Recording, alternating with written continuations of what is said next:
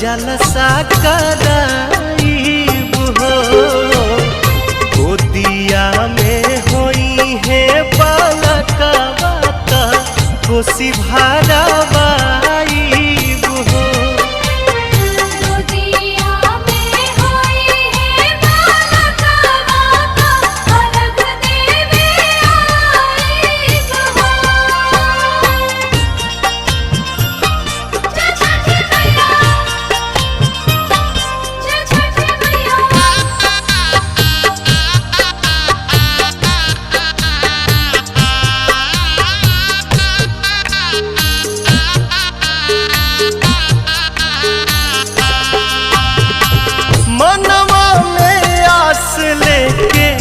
रोवेले बझनिया कहिया बसैबू छठ